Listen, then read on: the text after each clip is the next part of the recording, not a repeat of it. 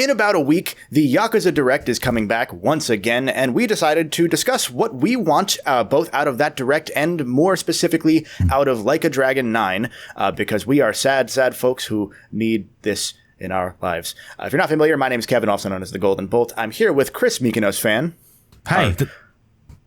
Boy, you gave me like a split second of pause, and I was like, that's my cue. I'm going to talk. No, that was the right cue. I stepped over your shoes there. I was going to say the resident Yakuza expert of Crub. Yeah, that's me, though we're probably kind of the same nowadays.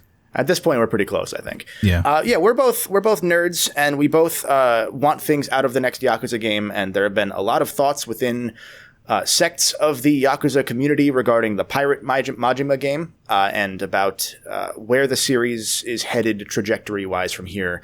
So we figured we'd talk about that, about things like the rumored Kiwami 3, Stranger Than Heaven, the new game by that studio, Virtua Fighter returning, etc., etc. And, what better time than during the new Direct that's coming out, or whatever they call it. RGG Yakuza Direct. Showcase. Can I be honest? Okay. I forgot consciously that Pirate Majima came out until you just said it.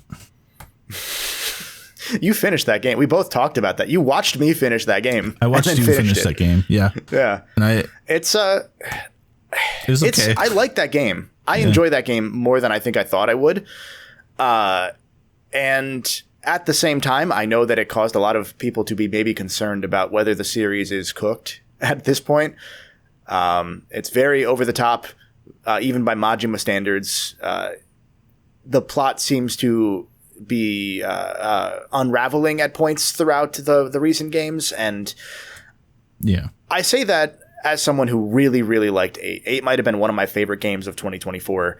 And I think you feel the same way, Chris. Yeah, of course. Yeah, it was a very big improvement over 7 in many ways. Step back in others, but we'll probably get around to that, Yeah, we'll dig into that. Obviously, there's going to be some spoiler warnings for all of the Yakuza games to some extent, most specifically 7, 8, and probably the Kiryu ending saga in 6.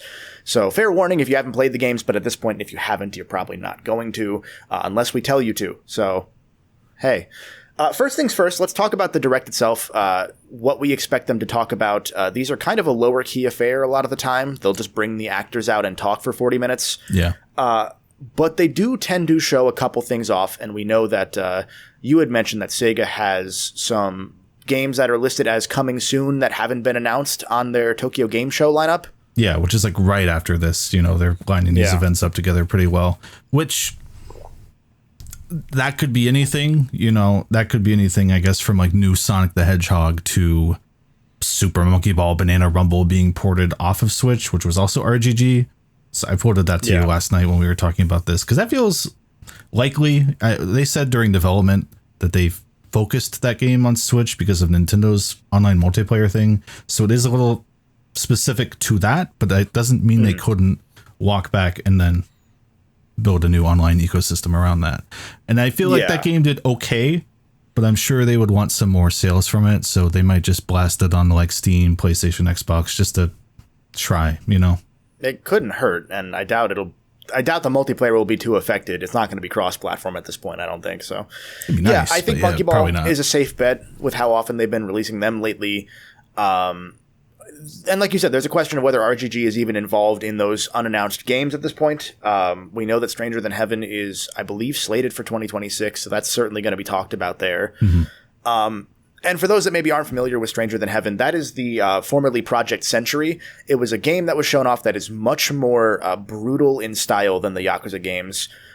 Very much influenced by the new Virtua Fighter engine that they're working on as well, because RGG will work on like 7 games at once, and they just do it.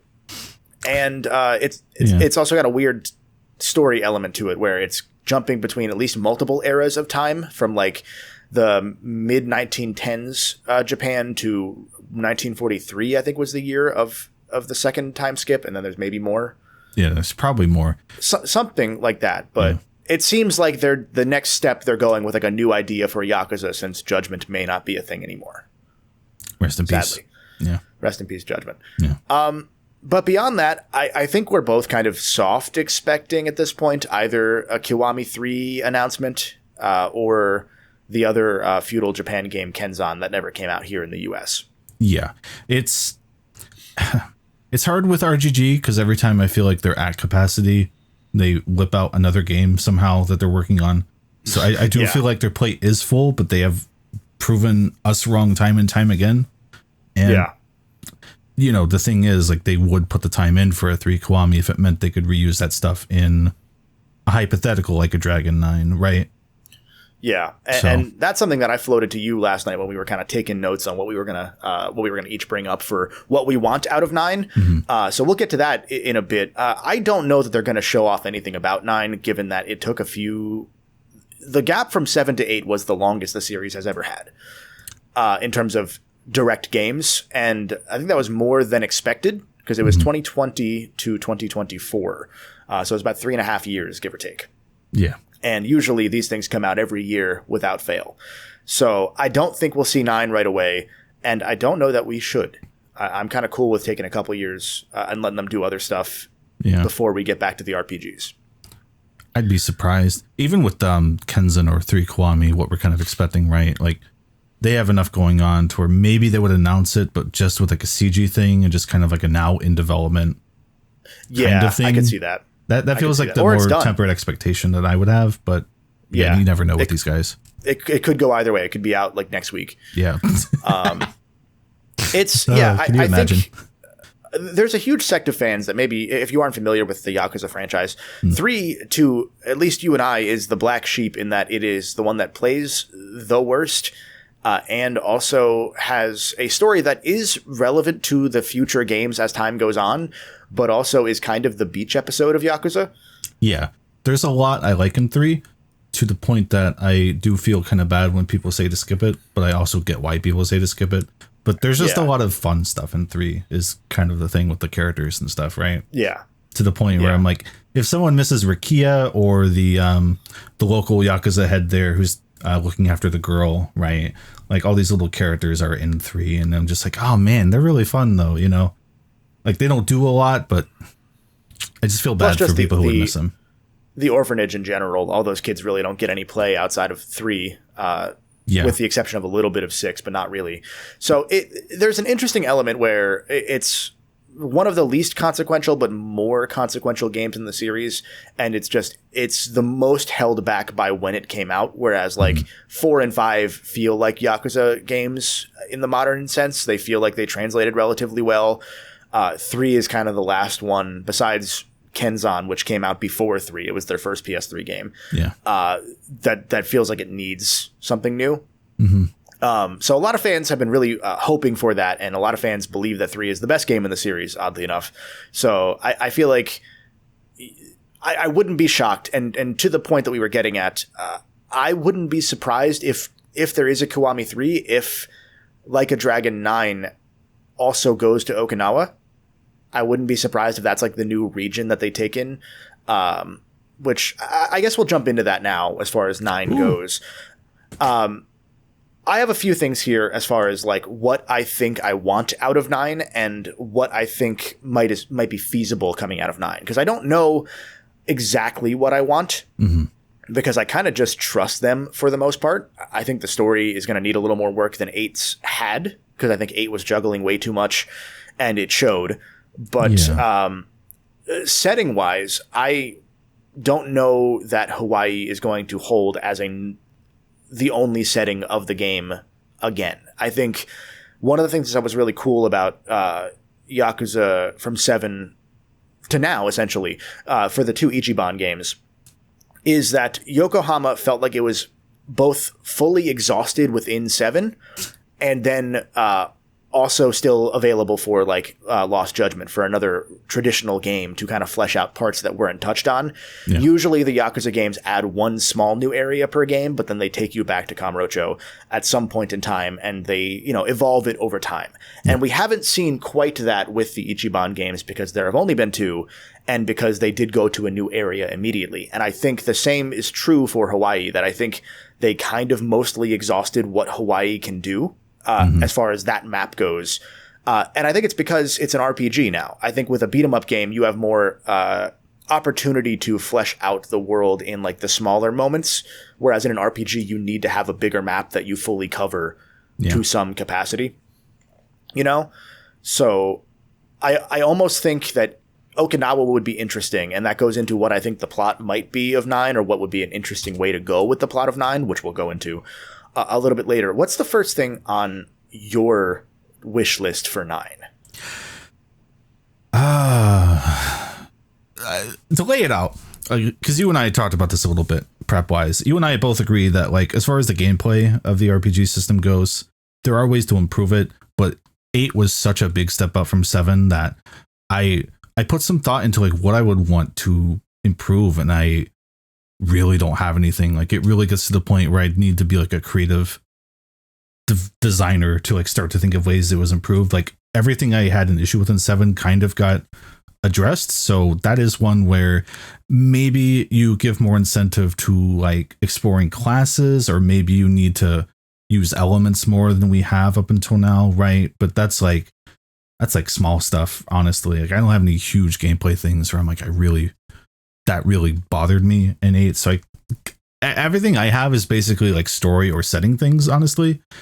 So spoiler warning for 8 here, I would say. Probably pretty safe to assume we're just going to talk about things that matter. If you're here wondering what comes after 8 from RGG, you're probably caught up with the series enough to, you know, not need this warning, right? For me, it's not that Yakuza stories are very well written, but I find them to be very easily, I just invest into them, right? I care about the characters a lot, especially with 7 and 8. I think the cast are really likable. And when they toy with doing things that the series hasn't done with the relationship dynamics between characters up until now, and then treat it as a joke or don't go all the way, I'm left like, oh man, I wish they had done more with that, right? So the more, I have like a small one and a bigger one. The small one is they start the game off with the issue with Ichiban and Psycho, where they kind of like approach the idea of dating, and then Psycho went like silent basically and stonewalled him. And that was like the early hours of this game. And to me, that read to me as this is going to matter. And it's not that it didn't, but then you get to the end of the game. And again, last spoiler warning, it basically ends right where it started, and then it's treated as a joke. And I'm like, okay, should I not have invested, or did this just get lost along the way? And it is just a thing where it's like, I don't need them like making out all the time or anything, but that would have been new for the series, right? To let a character have a romantic relationship and explore that with writing. And when these come out like every 4 weeks, it feels like, when you get teased with something kind of new and novel and it gets yanked back, you're a little like, wait, hold up. Yeah. And this might, and like set this off to where you would probably want to pick up from it. 8's story didn't do very right by Ichiban, in the sense that like he gets things to do. He has like important revelations and dynamics as I whoop my microphone's ass, right? But it was, he kind of had the spotlight taken by Kiryu, you know? Which is interesting, because I went back and I thought about it more. And so for those that maybe haven't played 8 but are familiar enough that they're willing to have gotten to this point and gotten a little spoiled. Yeah. 8's plot was kind of given away by the trailers anyway. Kiryu magically has gotten cancer from working at a radioactive facility and protecting other people. And he's like, oh, I'm going to die, so I'm not going to go to the doctor. And then everyone says, hey, why don't you go to the damn doctor? Like, you don't have to like die as punishment for what you've done in the past. You can still try and live. Like, the most pig-headed Kiryu thing in line with Kiryu constantly. Yeah. Of like, no, like, I've made my decision and I have to stick to it. Like, that's literally the one thing that's the most consistent about him throughout the entire series, to the point that people make fun of it and foreshadow it in like games like Zero. I was telling you, I played Zero last, and so I played all of the games up to up to 8, and then I played Zero before Pirate Majima, because I was finally like, okay, now I have to at this point. Turns out, didn't really, but I wanted to, and the perspective I had was interesting in that I realized that there were things in Zero that are foreshadowing what would come in the next game, which was at that point 6. Yeah. Like, there's a ton of stuff in Zero that when you look at it with the recontextualization of them trying to have the story of 6 be, Kiryu, stop being so goddamn stubborn, you realize, oh no, this wasn't them messing up the story. That was on purpose. They did that on purpose. Yeah. Anyway, What I realized with 8 that's interesting is that Kiryu is really only a protagonist in 8 for 4 of the, I think, 12 chapters of the game. Or maybe that might be like 15 chapters. But he's really not the protagonist until far more than halfway into the game than you think when you look back on the game. He's kind of just a party member for a lot of it. He doesn't really talk a lot. He doesn't really like do much. He's kind of not even really a mentor to Ichiban for that point in the story. Like maybe a little, where he's like, hey, go talk to your girlfriend. Yeah. You should communicate. Don't wait. They speak about him as if he is, at least. But yeah, it doesn't really come through in what's shown. It's not quite there. Yeah. Which also kind of makes sense because Kiryu is only 9 years older than Ichiban. So, you know, maybe he shouldn't be a mentor. Yeah. But a lot of it is just the first half of 8 is just running around after Ichiban's mom. So not much really happens. Like things do, but they kind of don't. You know, and to that end, the moment where Ichiban's story kind of ends is when Ichiban meets his mom. Like that cutscene is given a lot of effort, it takes a lot of weight off of the game in a way, and it's like a really good moment that you're like, oh, I wonder where they're going to go from here, knowing how Seven dealt with Ichiban's dad. And then from that point on, Ichiban's story kind of finished, and so then it's the rest of it is now, oh, by the way, Kiryu has cancer. Which we already knew, but now it's bad. Yeah. And so it's an interesting element because that game is so long that it kind of does almost like earn being 2 games in one at points. But anyway, the point being, to your point, Kiryu kind of ends up being the focus of 8 for longer, but also shorter than it feels, because the end game is focused on Kiryu, and that seems to be the weightiest part of the game. Yeah. And they do a good job with most of it. I think that we both have issues with how they conclude, but I think the idea of Yakuza 9 being focused on an internal Ichiban story is the most appealing thing that I would want right now, because 7, I think, has maybe my favorite story out of any of the games. There are stupid moments, but it tells such a different story than the other games in terms of like being this personal journey of a guy who wants to be a hero and is so genuine about it. He is just a genuine character. Yeah. And he's still that in 8, to the point that he's able to bring the best out of Kiryu and kind of like help him wake up out of the fact that he doesn't need to be a stupid idiot about what he wants to do. Right. But 7's story was so well contained and so well developed that I really wanted more from the second half of 8 about Ichiban. And so I'm going to immediately counteract what I'm saying here by saying I want a personal story with where I think they're going to go story-wise, which is knowing how Pirate Yakuza went with like kind of dealing with the fallout of the nuclear stuff, right. And how Japan is in deep shit internationally because of the nuclear stuff. I almost wonder if Ichiban's going to become prime minister of Japan. He did run for office in 7, so could happen. It could happen.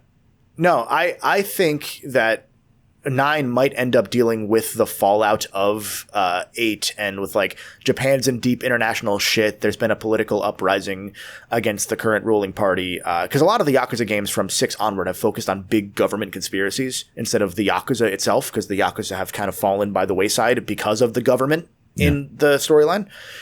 And so anyway, I think this long walk to get to this point is that I think 9 might deal with the stuff that we see briefly in 6 with the Daidoji into not really 7, but Kiryu's side of 7 with Gaiden, which I found out recently that Gaiden was written after 8, which is a really weird, it kind of makes it really weird, but it also makes you think that the Daidoji are going to be more relevant then if they're being written so menacingly.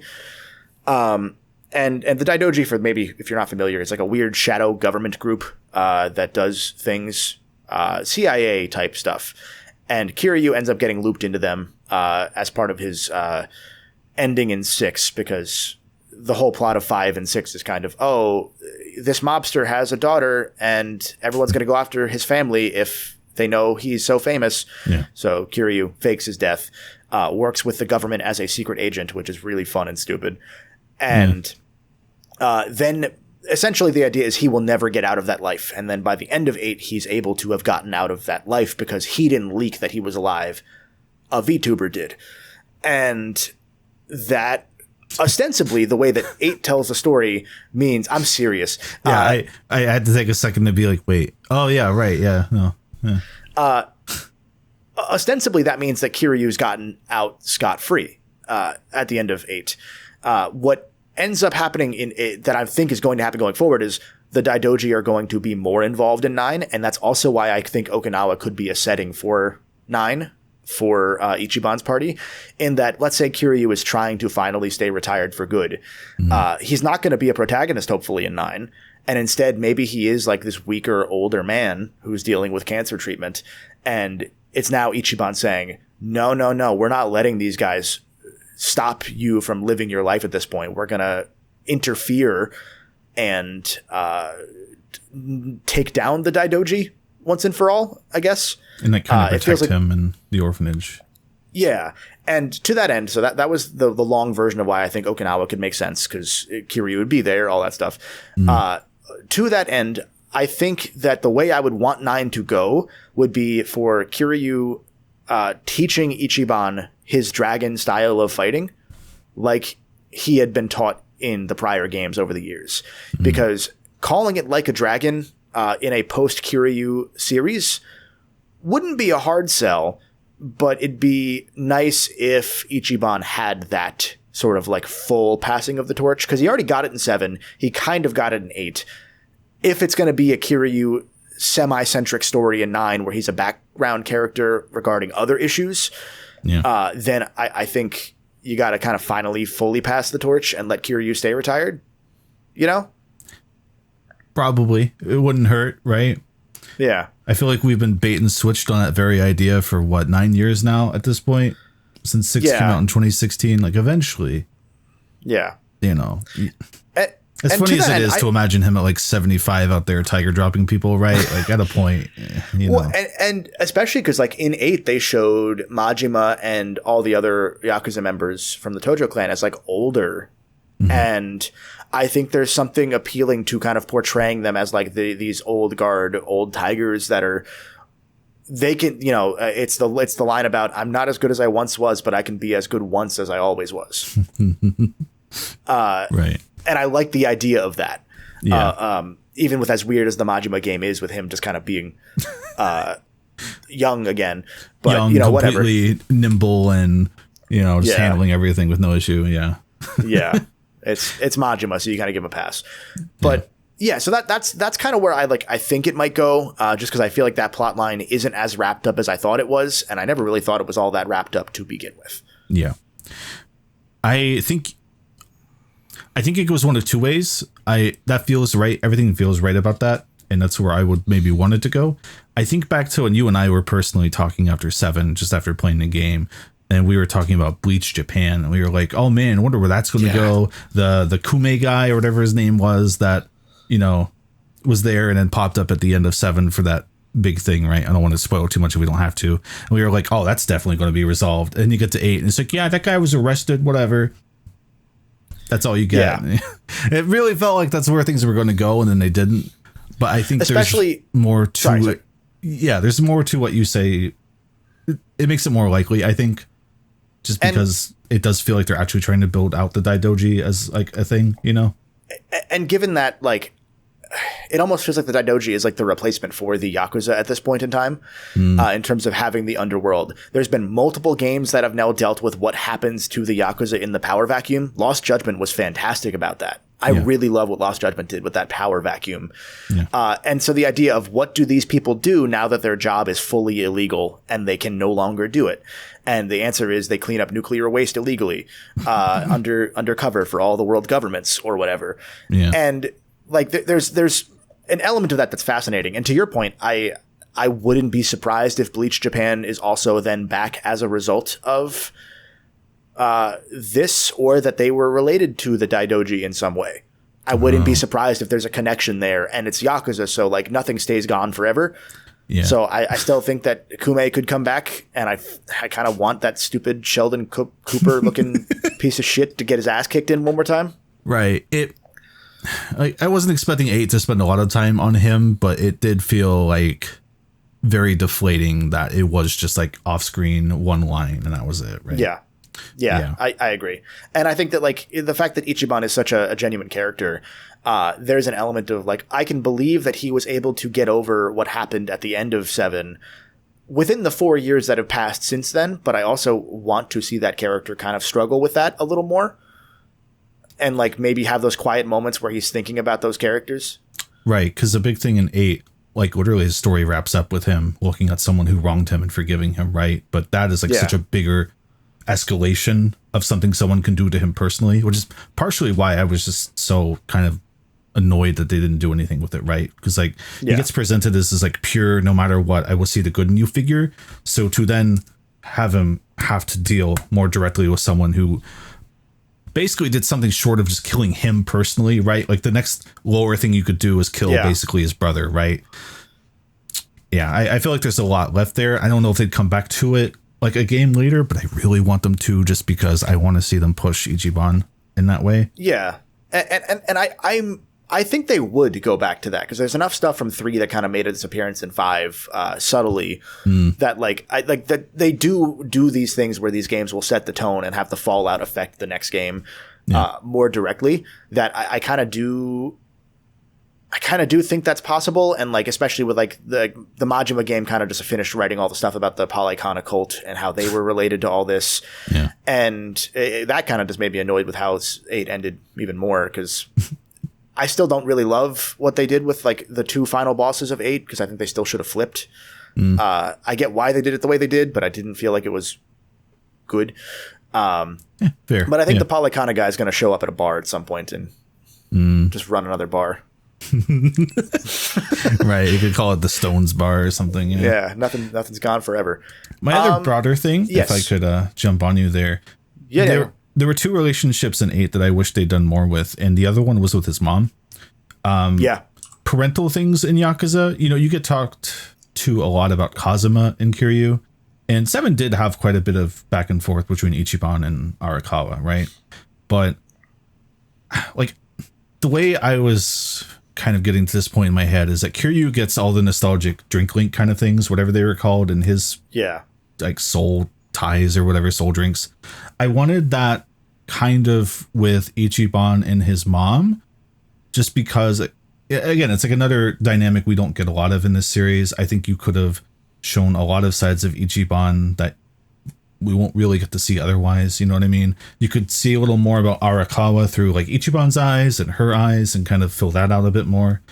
That was something that is still on the table because for once they introduced the character and didn't just kill them off, for one thing. So that could still happen in 9. And I think what I would want is that either, like, if we're going to stay in Hawaii, we're already there with her, or if she, like, did she have a reason to stay in Hawaii at the end of 8? Like, I don't even remember. I genuinely don't recall her being in 8's plot after that cutscene. I know she was, logically, but, like, I don't remember a single thing she did after that. Because she was looking after someone. And that was part of her thing, right? Like whatever kid was around, you could tell how much some of this stuck with me. It was the kid that was the new Pope of Polycon or whatever. Right. Okay. So I just want her to disregard any purpose she had as a character. Go to Japan, right? Because the other thing, I've been banging this drum for a while. I want Kamurocho to expand. If that's going to keep being our base of operations, which to be fair, it kind of feels like it may not be. We'll have to see. Yeah. I want more streets to the left, north, west. I want to finally cross that road to the other side at the bottom of the map and see what's over there. I just see them make all these big city areas, and then you come back to Kamurocho and you're like, boy, these are just the same road since 2005, huh? And I'm like, well, if you're going to expand it out, what if Ichiban had like drink stuff in 9 with his mom there, right? And that'd be a way to highlight the new things they added, but also show more through those characters. How does a orphaned son get to know like his very old mom who have had 2 very different walks of life, right? I think there's a lot of stuff just like right there, right for the picking. And that is kind of the other main thing I want is, again, that map expansion to Kamurocho, because I've wanted that for so many years now. But also, if the mom's just not even a thing going forward, I'm like, that's fine. I don't need it. But again, it's like I said, when there's just so many of these games, you kind of start grasping for the dangling things that you haven't had before that they kind of tease. So yeah. No, I think that's a really good point because the drink links have become such a big part of the series since 7. Yeah. I admittedly didn't do enough of them in 7. 7's story roped me in so well that I powered through the story. I was like 20 levels under leveled when I got to the final area. Right. I made it work somehow. I don't know how, but I didn't even like play with the class system at all because it kind of felt like the RPG stuff was still very fresh, clearly. Yeah. And then in 8, I did everything in 8. Like, I did everything in that game. I engaged with every drink link as much as I could. I didn't actually do the completion lists for both characters because that would be stupid. But, same with Pirate Majima. I did all the drink links in that game because I kind of liked seeing these characters interact. And I was also kind of grasping for nuggets of, are you going to acknowledge Zero? Yeah. Or not? And the answer was, it's there if you know what to look for, I guess. Yeah. Which is probably, I guess, what you're supposed to do at that point, but whatever. Yeah. I think the drink links are one of the strongest parts of the current Yakuza series, and I would really, really love to see that with Ichiban and his mom, or Ichiban and the Ichiban Confections people. Bring them back to a proper level. And to that point, that brings me to the one thing about gameplay I will say is I think that 8 has one of my favorite RPG systems of any game ever. Fair. I think that is so goddamn strong in every level. I think that the fact that the drink links will actually affect your follow-up attacks with characters, it's very Tokyo Mirage Sessions for those that have played that game, or very Xenoblade in terms of the Xenoblade synergies that exist nowadays in those games. And I think that stuff having an actual functional impact between story and gameplay is the coolest thing you can do in an RPG. And to that end, it's interesting that all of Ichiban's drink links, besides the new character Eric and Chitose, to be fair, are with old characters already, like the same characters we already knew again. There's a wide amount of party members in Yakuza by the end of 8 for Ichiban's party, and I don't know that if they're taking another 3-year gap and not if they're not doing a time skip, or even if they are doing a time skip, there are several characters that I think probably can't come back as playable. Like Adachi will be like 70. I love Adachi, but at a point, like, he is retired, I'm pretty sure, or he had his own little. He had a thing he was doing, but he's functionally retired. Especially since his fighting style is like, I am a cop with a riot shield and I will force my body into you. Like that wears you down after a while, I would imagine. Yeah. Right? Like, I think that there are enough characters that even within 7 and 8's combined plots didn't get a ton of airtime that I would love to see. More of Jungi. I could see Adachi being replaced by the leader of the Yokohama 3. What's her name? Pink hair. Oh, God. It's been a while. Yeah, it has been a while. Sonhee? Sonhee, yeah. I'd like to see more out of her. I think that her storyline was really interesting in terms of like the little stuff with her and Jungi in 8. But there's a lot by way of party members, and I think when you're telling this kind of story, you can't have too many party members. So I would love to see that pared down for the sake of keeping a story contained. As much as I love all those characters, it'd just be tough because then you're gonna have half the party just standing around doing nothing otherwise. And what you made me think of during that is like, it'd be cool to maybe focus in on a few party members and then have branches you can choose from in like the abilities that could give you in the battle as you develop that drink link system, right? Yeah, totally. Like if you could kind of spec them just a little in certain ways, that'd be kind of neat. That might be the only way that I can think of that they would actually be able to expand the class system. Because, again, in 7, it's very clear that they weren't kidding when they said they made an April Fool's joke RPG and then turned it in 9 months into a game. That seems like actually it did happen. Yeah. Because by 8, everything is so fleshed out. Everything is wonderful. And I don't know what else you do besides add some determinant evolutions of creatures of cast members. Sujimon, man. And maybe make Sujimon more than what it is.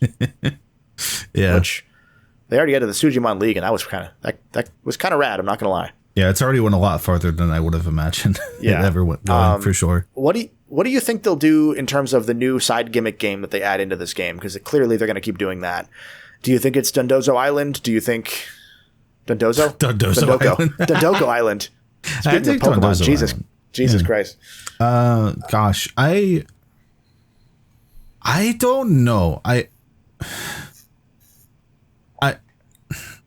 Because they have Yakuza Kart, or Dragon Kart, excuse me.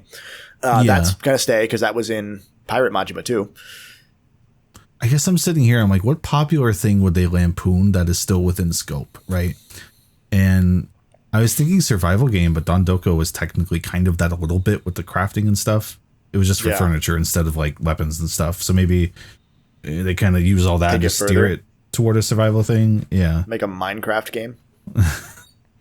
Man, you know what? Dragon Quest Builders, but it's like a Dragon Quest Builders. You know, that actually might be it. That might be it. Yeah. That's just stupid enough. And then their next game will be an actual Minecraft game somehow. Right. It's going to be something that flips assets in some capacity. Because even Dondoko was, hey, what if we took all the assets from every game we've ever made and just let you use them? Which is really cool. It's a really cool idea. And it was really fun.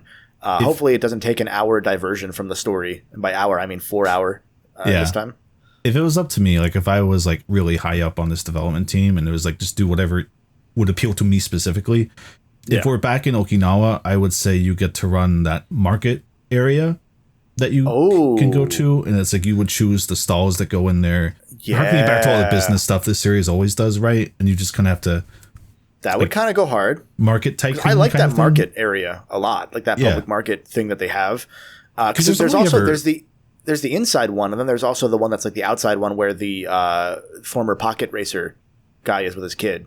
Oh no, that's in 6. I'm thinking of 6. That's in 6, but he could be there too. You know. Yeah. Because I think about the indoor area, and it's like I think a sub story or 2 and 3 takes you through there, but and maybe during the main story you like poke your head in for a minute, but there's like no reason to ever go there basically. So that's just one of those like hanging things for me where I'm like, man, I wish there was more reason to be there because it's kind of cool. I was going through 3's side quests at one point because I was like, I've done everything in all these games now besides some side quests in some games. So let me go through 3's side quests. And oh my God, there are so many in 3. And a good number of them take you through that market that I didn't even remember existed by that point. I didn't go through all of them. So that's good to hear that some give you a reason to go there. Okay, that's good. Not for long, but it's a thing. Yeah. Do you think that Yakuza 9 will make Kaito part of the party? I had that thought during the shower today, as one does. I was thinking about Kaito in the shower. Yeah, and it's like if we're not going to get a Judgment 3, I couldn't decide if it would feel like too forced to bring in like Kaito or just anyone, right? But I mean, if it's like, or never really seeing much of those characters again, you know? Yeah, like I would rather Judgment continue if I had the choice, because Judgment is maybe spot for spot the strongest thing they've ever done. That's pretty cool. You know, even with Lost Judgment kind of losing the plot a little with its side story about the school. Yeah. You know what? I want Yakuza 9 to not have a long side story. I want it to be a 40-hour game, and then all the side shit is just on its own. Because the side story stuff, I didn't engage with it in Lost Judgment until after the game, and I really liked that it was there. Mm-hmm. But man, they gave you no reason to go and do it throughout the game. Yeah. It's strange. I think the plot flows a lot better if you don't do that, but I also don't... Well, this isn't really a counterpoint, I guess. I don't think the school stuff gives you like much more of a drive for the main plot, just because it is like so specific to like the classes and students, right? It's also very one note, the main story beats. Like it's a very simple story at its core. And the main story school stuff kind of very quickly just becomes about the teacher, right? And kind of dealing with that, and not so much like you're protecting the school or supporting the school or anything, right? So yeah, it doesn't actually really feed back in that well, other than like just memories of being there as you go there. Yeah. Like I think Dondoko actually played more into the story than the school did, and that's saying a lot because it didn't really come back. So that weird pirate trash guy, yeah. I don't have too many more notes for things I want out of the game. I think I mostly trust what they're doing. I just would like to see them tighten up a little, because the concern that I understand people having is did they lose the plot a little by going so over the top and adding so much length to their games? Mm-hmm. And I understand that because these games aren't quite as tight at points as prior games were, up through I guess up through 6. I mean, 6 is kind of over the top a little, but it's a pretty tight game. 7's mostly tight for as long as it is. It just has a couple dumb moments that are really funny. 8 goes a little Lost Judgment core in terms of how stupid it gets, but it also kind of works in its favor. It's not that serious a series, I think. I think a lot of fans kind of played it more as Metal Gear when it is still Metal Gear, just in the other way. It's not a high art franchise. It's one of the coolest franchises that there is, but it's closer to the Metal Gear being really stupid at the same time, and always has been. Yeah. I care deeply about the characters and stories and stuff, but also I don't put it on a high bar. You know what I mean? I just like it a whole lot. Yeah. Yeah. Do you have any other ideas that you want to throw out for 9? Everything I started to think of after was such small scale. Because again, they do give me what I want so sufficiently, and they do step it up in the right ways with the gameplay that I really am just looking for minor details for weird specific interests I have. They should bring back Mac from Yakuza 3, the guy who teaches you how to take photos, just because I like him. That's the caliber of... Yeah, I'm surprised he didn't come back, given that there's a whole photo mode in 7 onward. Man, he could have been I'm on vacation in Hawaii, I'm snapping these sickos, and I'm learning from this guy how to snap these sickos.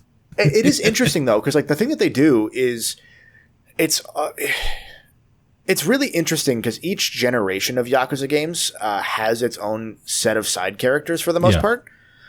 You have the old lady come back. You have a bunch of characters come back for the side content or the arenas or whatever. But the Yakuza 1 and 2 characters don't come back to the same level in 3. Some do, but then 3 through 5 have the same recurring side quests. 6 kind of has a set of a closure going on for Kiryu because it was being pitched as Kiryu's final game to people. Yeah. Even if they apparently knew ahead of time, it wasn't. But then 7 introduces a whole new set of characters for the most part for side quests, and they have then recurred in 8, which is where I actually first saw so many of them, like the coffee guys. Yeah. And then those coffee guys are also in Pirate Majima, and it's interesting that they tend to jump ahead each generation into a new set of side quests once they feel like they've kind of run their course, and I do appreciate that as much as I miss that, or as much as maybe I miss Gary Buster Holmes. I kind of am okay with there being a Chitose Buster Holmes instead. Yeah. Yeah. It's a weird line to walk with someone like a Mac for me, because it's I don't want every character ever to literally come back and follow the main characters around the globe, because that's kind of silly. But just because I got into the series with 4 and he is one of the first characters you see in that game with a stupid, ridiculous panty Spider-Man character an hour into that game, it kind of left an impression. Good. Yeah. My other thing, this is a very general thing, I don't need it in 9, but so many of these games have taken place in Japan now, but we haven't had a traditional Japanese festival event or setting or something. And since this is kind of virtual tourism in a way and celebrates some aspects of Japanese culture along the way here and there when they can, right? I just want a festival thing. I don't know if it'd be a lantern thing or a more old school kind of festival, but I think it'd be cool to see them tackle that. So that's especially with the engine is so gorgeous in these games that imagine a nighttime lit up festival and everyone dancing around or something. And then the festival turns into a giant castle that you split in half and there's another castle inside or something. That'd be really yeah.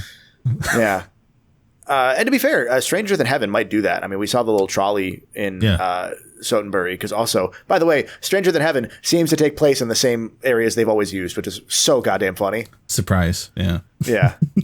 We had even the real world versions, the weird fictionalized Sotenbury versus Dotonbori. Yeah. Yeah. They should bring back in 9, not just Sotenbury, they should bring back the underground fighting arena that existed only in 0 under the water with the elevator. They should bring that back, where the boat stops at a certain point and links up to an elevator in the 80s and goes underground into a fighting arena. They should do that. It's just stuff like this, where someone tries to be I don't know, man, these games are so serious. I'm okay, sometimes, but I think we all collectively forget shit like that because I forgot shit like that. I played Zero recently on Switch 2. I forgot about that shit already. It just kind of like fades into the, like your subconscious of like, oh, that's a thing that happened, and you don't really. The one thing I don't want is any previously dead character. If I see them in 9, I'm going to be very upset. It's gotten a little over the top recently, yeah, for sure. It was funny when they did it once or twice with only Yakuza 3 characters, and then now they're doing it in 0 with 0 characters with the director's cut cutscenes that don't need to exist. And like at this point, I just I've said it before. I know which character from 3 is going to be running the bar in 9 in Okinawa. I know who it's going to be. I know it's gonna be him. Do you think he would be there? It's gonna be. There's no I don't have any doubt in my mind that if they do an Okinawa area in 9 and there's a bar, it's gonna be him. It's gonna be that guy who we're not going to name just in case they do remake it and people come to 3. But man, if that guy's there, yeah, I don't know how I'd feel about it. Yeah. I guess that's everything. Yeah. This is there's a small part of me that's like, oh, it'd be cool if they put out like Yakuza 1 and 2 OG HD things again, just because we are in a 20th anniversary, right? That would be kind of a neat thing for like the old school fans, right? And kind of show everyone where it actually began and not the remade versions. That would be cool. Yeah. Not counting on it though, but something for the anniversary wouldn't be bad. Those did get ported to Wii U, right? Like that was the Wii U release. That was the Wii U release, yeah. The only Nintendo Yakuza game till this summer, yeah. Yeah. So they could, they have the assets very clearly. They could do that. Yeah. I wouldn't be shocked. I think honestly, weirdly, it's more likely we get Dead Souls, Kiwami. It's gonna happen at this point.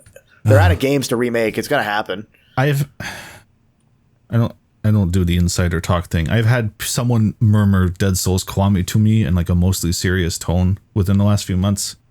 I don't think it's real, so I'm going to say it here on content just in case it is real. But someone said it to me seriously and said, no, but really. And I went, yeah, okay. Yeah, okay. So you know what? Hear me out. Instead of Dead Souls Kiwami, okay, Daigo game. But they're zombies. And he's just asking what Kiryu would do. And his big puffy coat, and like the zombies can't bite him because of the puffy coat he's wearing. Oh, that's how he survives the apocalypse. Oh, I go. So that'd be great. Shit, why did we waste 40 minutes talking about all that other bull crap? That's the best idea we've ever had. One of the zombies runs a bar. And it's like mostly intelligible, but sometimes it's just, the drink he just kind of overpours it. Yeah. We should be RGG. We should do this. Yeah. Man, the worst part is I could go on another 40 minutes about shit. Yeah, we can keep going. Like, this is a good place to end. But let us know what you think. What you think you want out of Like a Dragon 9, or out of even like a Lost Judgment or Found Judgment, the third game. If you want to talk about that, let us know what your hopes are for the series in general, for RGG in general. Do you want to see II from Ape Escape wear Kiryu's outfit? From Ape Escape? Jesus Christ. Monkey Ball. Yeah, you want to see II in Ape Escape? Yeah, that'd be cool. Yeah, that'd be rad. Let us know what you think, what you want out of these games going forward, what you think that's going to show up next week or so in this RGG Direct. And make sure to subscribe, like button, all those cool things. If you don't, I'm going to be sad, and I will find you.